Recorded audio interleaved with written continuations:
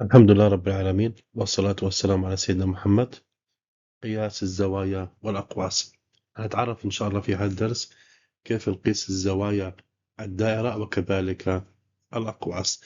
عندنا أول مفهوم أساسي مجموع الزوايا المركزية. عندنا الزاوية رقم 1 مثلا، والزاوية رقم 2، والزاوية رقم 3. هاي الزوايا الثلاثة مجموعها 360. مثل ما حكينا في السابق قلنا مجموع زوايا المثلث 180، مجموع زوايا الشكل الرباعي 360، كذلك مجموع زوايا المركزية في الدائرة 360. لو أخذنا بعض الأمثلة حتى نوضح هذا الكلام بشكل أفضل. طلب منا في مثال رقم 1 جد قيمة الإكس في الشكل اللي أمامنا. بلاحظ إنه عندي أول زاوية هي عبارة عن 130 زائد الزاوية الثانية عندي هي عبارة عن اف، فلاحظ انها زاوية قائمة هي عبارة عن 90، زائد الزاوية الثالثة اللي عندي اللي هي عبارة عن الاكس. جميعهم بتساوي 360 مجموع الزوايا المركزية إلى الدائرة. الآن 130 زائد 90 هي عبارة عن 220، زائد الاكس بتساوي 360. نتخلص من 220 ناقص 220 إلى كلا الطرفين. إذا 220 ناقص 220 عبارة عن صفر. إذا إكس بتساوي اللي هي الزاوية اللي أعطانا إياها بتساوي 360 ناقص 220 هي عبارة عن 140، وهذه قيمة إكس اللي طلبها في السؤال. الآن لو جينا تمارين موجه، صار رقم 1 إيه؟ أو طلب منا إيجاد قيمة الإكس. الآن بلاحظ إنه في السؤال أول شيء عندي 145 زائد 165 زائد الإكس، مجموعهم شو بيساوي 360 مجموع الزوايا المركزية للدائرة. الآن بجمع ال 145 مع ال 165، بالتالي بيساوي 310 زائد الإكس بتساوي 360. إذا نطرح 310 إلى كلا الطرفين، 310 ناقص 310 بتساوي صفر. إذا الإكس بتساوي 360 ناقص 310 بتساوي 50، وهذه قيمة الإكس اللي طلبها منا. نيجي الآن لسؤال رقم 1 ب. الآن أيضا نفس الخطوات، طلب منا قياس زاوية قياس قيمة إكس. فأول شيء عندي هنا بلاحظ إنه عندي 85 زائد عندي كذلك 40 زائد عندي كذلك 90، وعندي كذلك الإكس.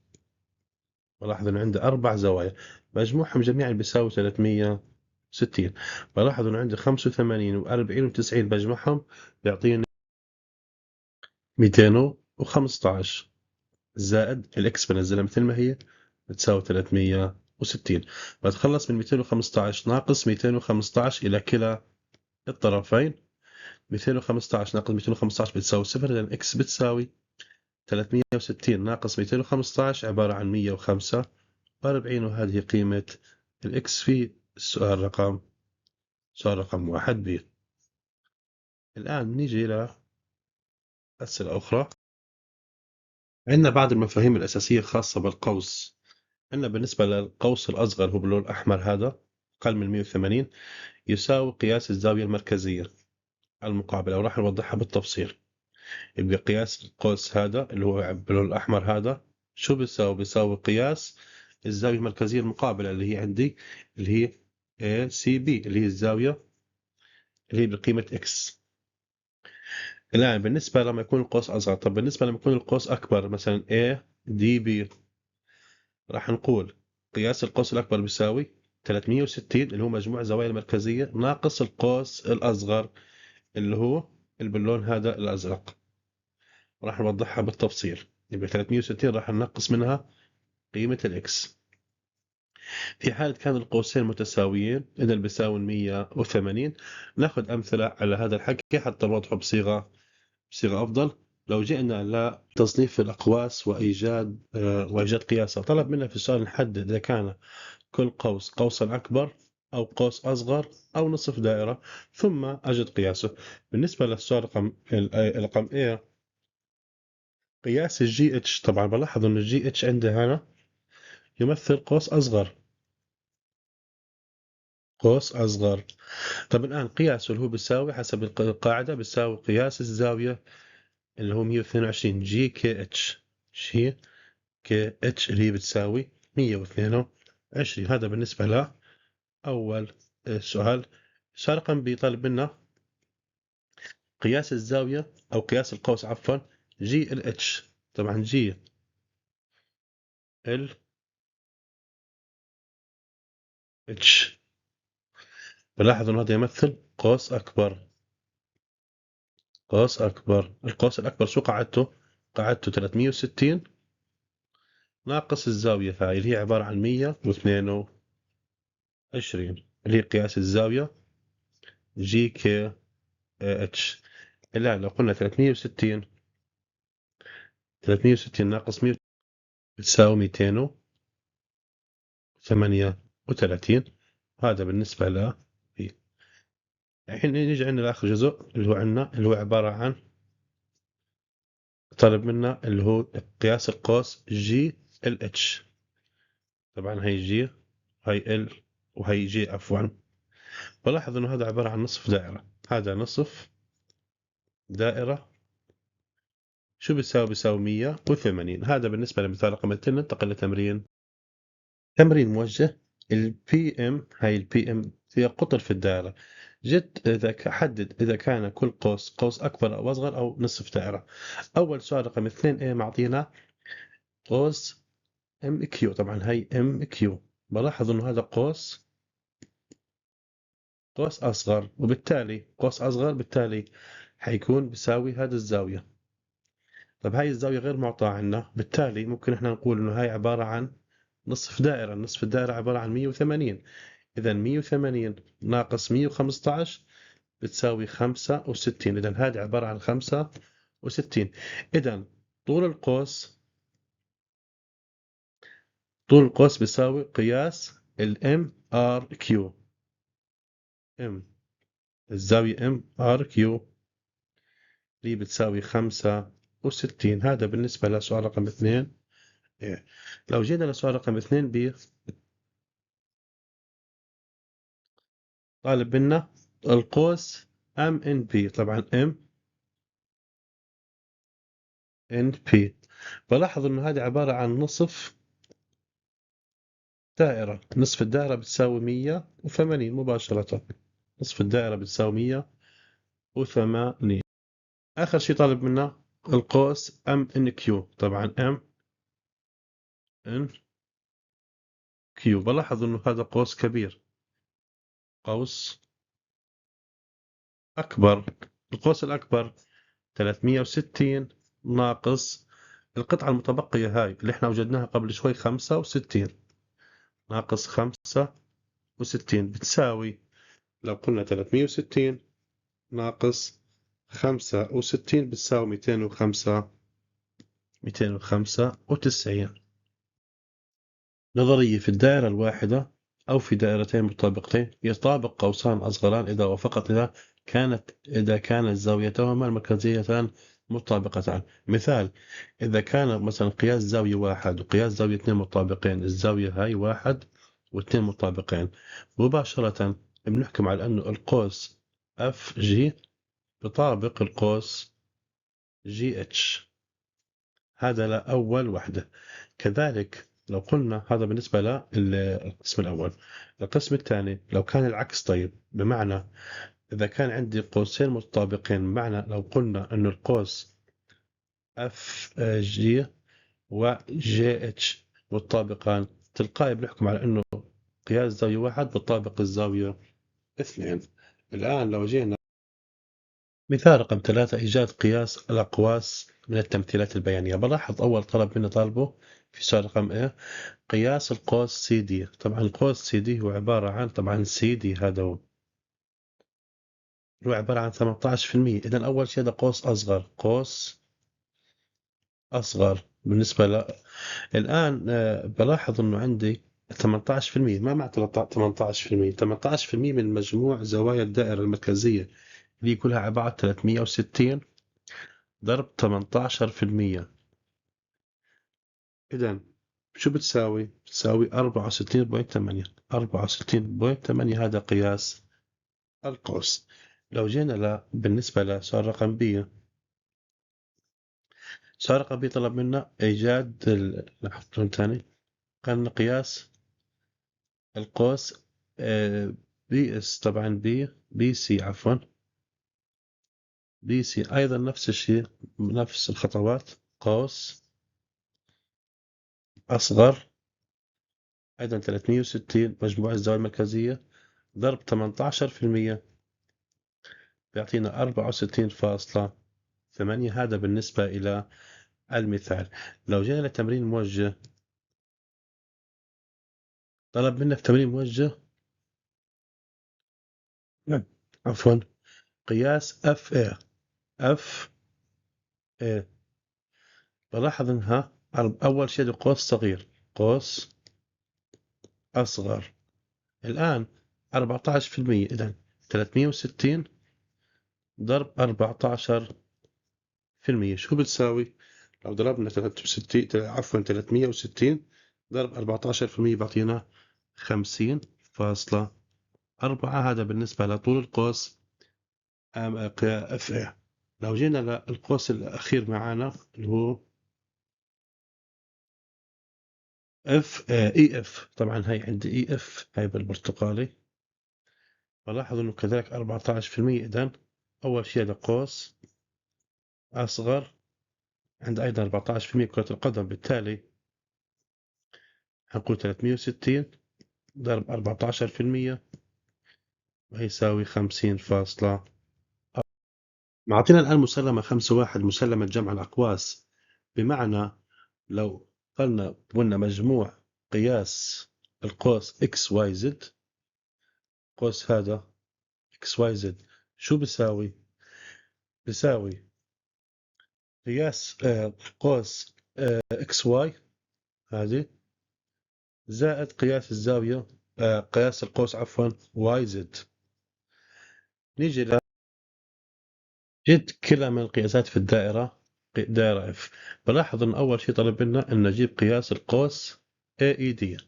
طبعا عندنا لو بدنا نحدد ال AED AED بلاحظ إنه عبارة عن الزاوية 63 والزاوية القائمة هاي. عندي زاويتين بسمي بكتب 63 زائد 90 ويساوي 153. هذا بالنسبة لقياس قياس القوس AED. لو جينا لقياس القوس الثاني معنا اللي هو عبارة عن ADB. طبعا هي A وهي D وهي B. أول شيء بلاحظ إنه عندي عبارة أول قسم هذا، القسم هذا وعبارة عن 63 زائد. بلاحظ القسم الثاني عندي، القسم الثاني هذا اللي جوا الخط الأحمر، بلاحظ إنه عندي هذا عبارة عن نصف دائرة. نصف الدائرة يعني 180. نصف الدائرة 180. الآن 63 ناقص 100 عفوا 63 زائد 180 عبارة عن 243. عندي المرة الثانية حتى أوضح أكثر، هو عبارة عن شو؟ عبارة عن ال AE بالإضافة ل ال EDB. لاحظ إنه أخذنا باللون الأصفر 63 باللون الأصفر 63، واخذنا باللون الأحمر اللي هو نصف الدائرة 180، جمعناهم بيساوي 243. لو جينا الآن لسؤال رقم أربعة طالب منا في السؤال قياس القوس CE. طبعا هي السي وهي الإي. الآن قوس سي إي شو بتساوي؟ بلاحظ إنه عبارة عن قياس زاويتين. طبعا عندي السي هذا 90 قائم الزاوية. طب الآن لو أسأل سؤال، الزاوية هاي شو بتساوي؟ الزاوية اللي هي النجمة شو بتساوي؟ بلاحظ إنه مجموع الزوايا الثلاثة هاي 63 و90، وهاي شو بتساوي؟ 180 نصف دائرة. بالتالي حتكون نصف دائرة، بالتالي حتكون 180 نصف الدائرة، ننقص منها 90 وننقص منها 63 حتى نجيب قياس الزاوية الصغيرة. بالتالي لو قلنا 180 ناقص 90 هي عبارة عن 90. 90 ناقص 63 هي عبارة عن 27. إذا هاي الزاوية الصغيرة هي عبارة عن 27. إذا قياس القوس اللي طلب منا إي عفوا طلب منا قياس السي إي. السي شو بتساوي؟ بتساوي 27 زائد 27 زائد 90 ويساوي 117. نيجي لأربع بي معانا. أربع بي شو طالب منا؟ طالب منا القوس A B D. A B D طالب منا A B D. الآن بلاحظ إنه عندي نصف دائرة بالأصفر، نصف دائرة هي عبارة عن 180 نصف دائرة، زائد عندنا السي دي احنا وجدناه 27، هذا 27 زائد 27. إذا لو قلنا 180 زائد 27 بتساوي 207. انتهى الحل. الآن بالنسبة للمفهوم الأساسي لطول القوس، نسبة طول القوس L إلى المحيط شو بتساوي؟ بتساوي نسبة قياس القوس بالدرجات تقسيم 360. أو ممكن إحنا نعمل الصيغة الثانية المعادلة، بمعنى لو قلنا حاصل ضرب الطرفين بيساوي حاصل ضرب الوسطين، بمعنى L ضرب 360 360 L بتساوي X ضرب 2 باي R. X في 2 باي R. بالتالي لما نجيب قيمة ال L وحدها طول القوس بقسم على المعامل 360 بقسم على المعامل 360. إذا ال بتساوي هذا على صيغة المعادلة. الآن طلب منا في السؤال جد طول القوس ZY. نكتب القاعدة L بتساوي X اللي هي عبارة عن الزاوية 75 تقسيم 360 ضرب 2 باي في R هي عبارة عن نصف القطر. عندي نصف القطر هو عبارة ضرب 4. إذا ويساوي لو ضربناهم يعطينا الناتج 5.24 سنتيمتر، حيث أن باي شو بتساوي 3.14.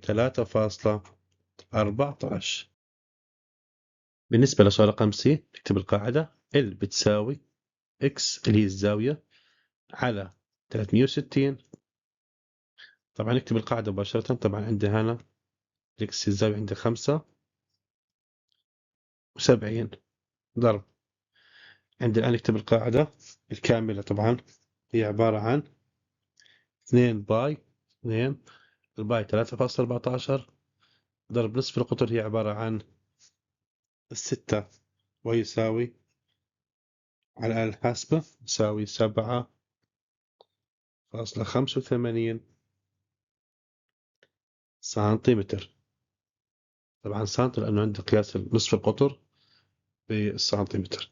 بالنسبة لسؤال رقم، اكتب له الأحمر. بالنسبة لسؤال رقم B طالب منا لاحظ إن زد واي، الزد واي هذا هو. إذا طول القوس L بتساوي X اللي هي عبارة عن 130 تقسيم 360 ضرب 2 باي 3.14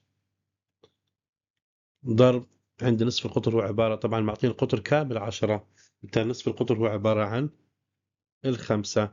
إذا طول القوس زد واي بيساوي 11.34 سنتيمتر. ننتقل لتمرين موجه. عندنا أول سؤال 5A معطينا طالب منا طول القوس AB. طول القوس شو بيساوي؟ عندي نكتب القاعدة. طبعا عندي X هي 45 تقسيم 360 ضرب 2 باي 3.14 ضرب نصف القطر عندي بيساوي 3. إذا الناتج بيساوي طول القوس بيساوي 2.35 سنتيمتر. ننتقل لسؤال رقم ب. لاحظ طلب منا ال AB. إذا طول القوس بيساوي عند الزاوية 80 عفوا 80 تقسيم 360 ضرب 2 باي 3.14 ضرب نصف القطر عندي كامل قطر 14 نصفه كام 7. إذا طول القوس ال بيساوي 9.78 متر. طبعا متر لأنه عندي القياس بالمتر. ننتقل للسؤال رقم C معنا. طلب منا AB. طبعا طلب منا AB. إذا طول القوس بيساوي 120 تقسيم 360 ضرب 2 ضرب 3.14 ضرب نصف القطر عندي بيساوي 8. إذا طول القوس ال بيساوي 16.74 متر، لأن وحدة القياس معايا بالمتر. حقق من فهمك. طالب منا جد قياس قيمة x أو قيمة الإكس مباشرة. بلاحظ إنه عندي مجموع، إحنا ذكرنا في السابق مجموع القياسات شو تساوي 360. يعني 60 زائد 130 زائد الإكس بتساوي 100 عفوا 360. 60 زائد 30 بتساوي 190 زائد الإكس بتساوي 360. نتخلص من 190 ناقص 190 إلى كلا الطرفين. إذا إكس بتساوي 360 ناقص 190 هي عبارة عن 170. ننتقل لسؤال رقم 2. الآن عندي مجموع قياسات الزوايا إكس زائد 140 زائد 35 كلها بتساوي 360. إكس زائد 140 زائد 35 هي عبارة عن 175 بتساوي 360. طبعا نتخلص من 175 ناقص 175 إلى كلا الطرفين. 175 ناقص 175 بتساوي 0. إذا إكس بتساوي 360 ناقص 175 هي عبارة عن 185. ننتقل لسؤال رقم 3. قال لك اتش كي واي جي قطران في الدائرة. حدد إذا كان كل قوس أكبر أو أصغر أو نصف دائرة. أول شيء نيجي لقياس القوس اي اتش اي اتش جي لحدها. بلاحظ إنه قوس أكبر. هذا قوس أكبر. طب طالما قوس أكبر إذا حقول 360 ناقص ما تبقى اللي هي هاي الزاوية اللي هي عبارة عن 90. إذا وتساوي 270. هذا بالنسبة لسؤال رقم 3. طبعا أنا طلب منا قياس القوس اتش اي. طبعا اتش اي هيها بلاحظ إنه قوس أصغر. قوس أصغر شو بتساوي 59 مباشرة. بتساوي 59. لا وجينا لسؤال اتش طول القياس قياس طول القوس اتش جي كي. اتش جي كي. بلاحظ انه هاي اتش جي كي هي عبارة عن نصف دائرة. هاي عبارة عن نصف دائرة. نصف الدائرة بتساوي 180. سؤال رقم 6. يعرض التمثيل بيان نتائج استطلاع جرى على رواد المطاعم بشأن أهم الجوانب التي يجب أن تتميز بها المطاعم التي يرتادونها. طالب منا في أول سؤال جد قياس طول القوس AB. طبعا AB وينها؟ نتكلم عن AB. هذه AB. طبعا كم قياسها؟ طبعا 22%. طبعا 22% من 360 شو بتساوي؟ أنا مجموع الزاوية المركزية 360. إذا بتساوي 79.2. هذا بالنسبة لقياس AB. لو جينا لقياس BC. طبعا BC هذا هو BC بالأحمر. طبعا خدمات سريعة 8%. إذا 8% ضرب 360 لأنه مجموع قياس الزوايا المركزية 360 بتساوي كم؟ بتساوي 28.8. وهذا بالنسبة لقياس القوس BC. الآن الآن بالنسبة لصف نوع القوس الذي تمثلها الفئة أطعمة رائعة. أطعمة رائعة اللي هي تقريبا 56%. إذن لو قلنا 56% من الناس بتاكل أطعمة رائدة، بمعنى أطعمة طيبة أو صحية، ضرب 360، إذن بتساوي 201.6. هذا بالنسبة للسؤال رقم 6. لو جينا لسؤال رقم مثال رقم 4، سؤال رقم 7 و8 و9، طالب منا جد كلها من القياسات. طبعا عندنا أول شيء عندنا قياس القوس اس تي بي. طبعا هي عندي اس تي بي. بلاحظ انه 75 زائد 72، اذا مباشرة 72 زائد 75 نجمعهم ويساوي حسب القاعدة طبعا 147. لو جينا للسؤال رقم 8، السؤال رقم 8 طالب منا قياس الكيو ار تي. كيو ار تي، طبعا كيو ار، ايوه كيو ار، نكمل بلون تاني تي. بلاحظ انه اول شيء عندي عبارة عن شو؟ عبارة بالاخضر هو عبارة عن نصف دائرة 180 زائد المنطقة هاي بالاصفر 75. اذا شو بتساوي؟ 255. هذا بالنسبة ل كيو ار تي. بلاحظ انه عندي نصف دائرة، هذا باللون اخضر نصف دائرة، وكملنا بالاصفر هو عبارة عن 75. لو جينا لآخر قسم معانا اللي هو عندنا طالب منا في السؤال بي كيو ار. طبعا بي كيو ار، بلاحظ ان البي كيو ار عندي طبعا في السؤال هذا له مش معطينا، هذا مش معطينا اياها وهذا مش معطينا اياها. طب كيف ممكن نوجدها؟ انا بقول انه الدائرة المركزية كلها 360 ناقص، اطرح لهذا واطرح هذا واطرح هذا اللي هو عبارة عن زاوية قائمة 90. الناتج هو عبارة عن قياس القوس بي كيو ار. الآن الناتج 123. مرة ثانية كيف عملنا البي كيو ار اللي هو الأصفر؟ أول شيء مش معطينا لا هاي مش معطينا إياها ومش معطينا هذه. شو سوينا؟ قلنا 360 نقصنا منه كل القطاعات الدائرية اللي مش مطلوبة. هذه مش مطلوب منا 72، 75 مش مطلوبة، وقياس الزاوية القائمة أيضا مش مطلوب، بالتالي يساوي 123 ما تبقى من قياس الزاوية المركزية. السؤال رقم 5 وبه نختم إن شاء الله. طلب منا جد طول القوس جي كي. طبعا عندي هي الجي كي، هذا القوس هذا بالأحمر، حسب القاعدة اللي بتساوي عندي اكس اللي هي 360 300 عفوا 30 تقسيم 360 ضرب 2 الباي عبارة عن 3.14 ضرب نصف القطر 2. القاعدة اللي بتساوي طبعا اكس على 360 ضرب 2 باي ار. هذه قاعدة طول القوس. الآن الناتج بيكون مع اللي بتساوي 1.5 طبعا متر. هذا بالنسبة لسؤال رقم 10. سؤال رقم 11 وبه نختم إن شاء الله.